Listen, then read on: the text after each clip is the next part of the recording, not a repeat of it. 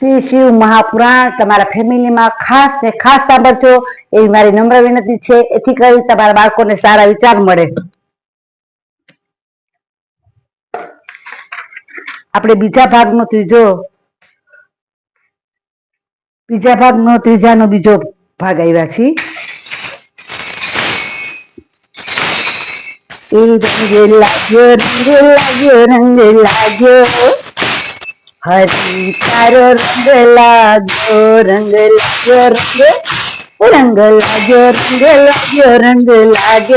હરી તમારો રંગ લાગ્યો મને થોડા કીર્તનનો રંગ લાગ્યો હરી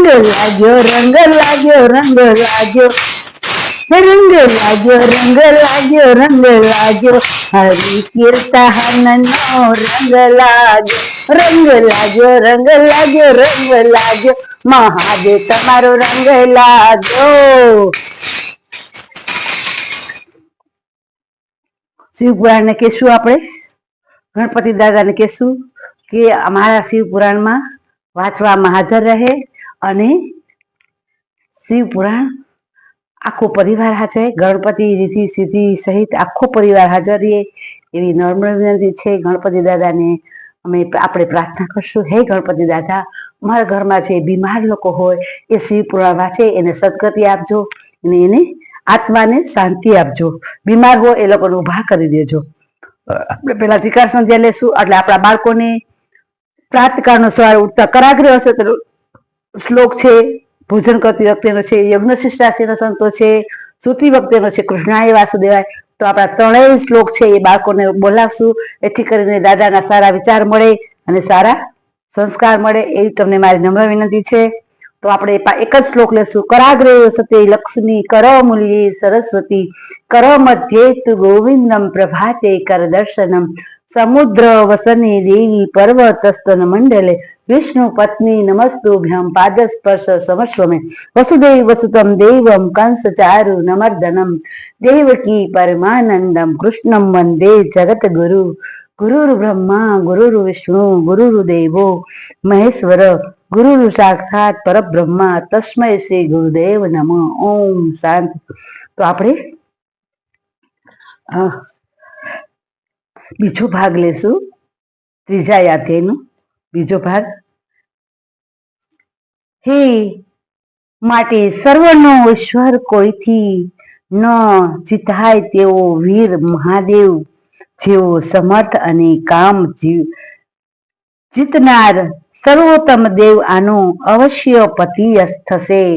એનું કેવું સરસ ભગવાન કહે છે, જો માટે સર્વોત્તમ ઈશ્વર કોઈથી ન જીતાય કે તેવો વીર મહાદેવ જેવો સમર્થ એને કાયમી જીવનાર સર્વોત્તમ દેવ આનો સ્વયં પતિ બનશે। એ કે સુરવીર મહાસુરવીર કે તેજસ્વી હોય, બધા હારે તે જીતી અને યક્ષ પ્રાપ્ત કરે એવો સુરવીર એને પતિ મળશે એમ। આમ રાજાને જણાવી ઈચ્છાનું સહાર કરનારા મુનિ નારદ ત્યાંથી ગયા। આમ રાજાને જાણ કરી ત્યાંથી નારદ મુનિ ચાલ્યા, પણ શિવની માયાથી અતિ મોહ પામીને તે કામને અત્યંત વંશ થયા હતા, તેનામાં અત્યંત વશ થયા હતા। તેથી તે મુનિ મનમાં વિચારવા લાગ્યા કે આ કન્યાને હું કઈ રીતે મેળવું, હું આ કન્યાને કઈ રીતે મેળવું। સ્વયંવરમાં રાજાઓની વચ્ચે મને એકલાને તે કેવી રીતે વરે, આટલા મોટા સ્વયંવરમાં એ મને કેવી રીતે વરે। દરેક સ્ત્રીઓને સૌંદર્ય બધી જ રીતે વહાલું હોય છે, તે તો જોઈને જ તે પ્રસન્ન થશે અને મને પોતાને વંશ થશે એમાં તો શંકા જ નથી। મને પોતાને વંશ થશે એવી એને ખબર જ નહોતી। આમ વિચારી કામ વિહવળ તે મુનિવર નારદ વિષ્ણુના વિષ્ણુના જેવું રૂપ સ્વીકારવા જલ્દી વિષ્ણુ લોકમાં ગયા. નારદ મુનિ વિષ્ણુનું સ્વરૂપ સ્વીકારવા તે જલ્દી વિષ્ણુ લોકમાં ગયા. ત્યાં વિષ્ણુને નમસ્કાર કરી તેમણે કહ્યું, શીલનિધિ નામનો તમારો ભક્ત રાજા છે. તે ધર્મ પરાયણ રહે છે અને તેને શ્રીમતી નામની વિશાળ નેત્રવાળી અને સુંદર રૂપાળી કન્યા છે. તે શ્રીમતી નામની વિશાળ નેત્રવાળી અને સુંદર રૂપાળી કન્યા છે. એને તું પરણવા ઈચ્છું છું. જો આપ મને પોતાનું રૂપ આપશો તો હું તેને મેળવી શકીશ. ભગવાન પાસે વિનંતી કરે છે કે તમે મને તમારું રૂપ આપો તો હું ચોક્કસ એને હું મેળવી શકીશ. એવી રીતના પ્રભુને વિનંતી કરે છે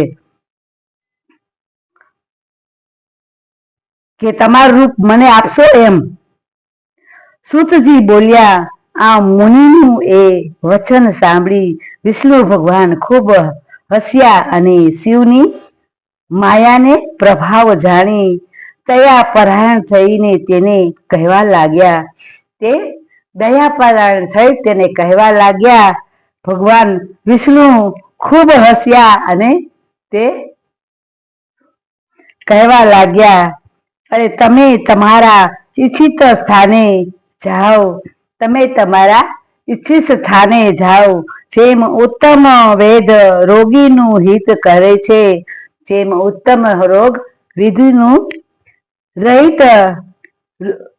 રોગીનું હિત કરે છે, તેમ હું તમારું હિત પણ કરીશ. કારણ કે તમે મને અત્યંત પ્રિય છો. કારણ કે તમે મને અત્યંત પ્રિય છો. આમ કહી વિષ્ણુ ભગવાને તે મુનિને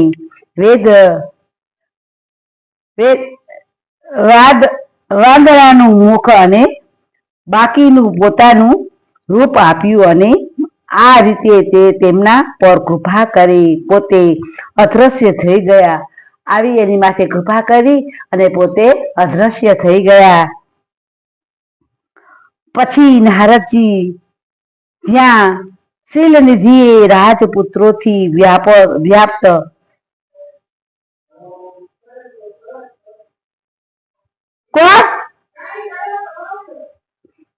વ્યાપ્ત સ્વયંવર કર્યો અને હતો ત્યાં જલ્દી જઈ પહોંચ્યા. અને હે શ્રેષ્ઠ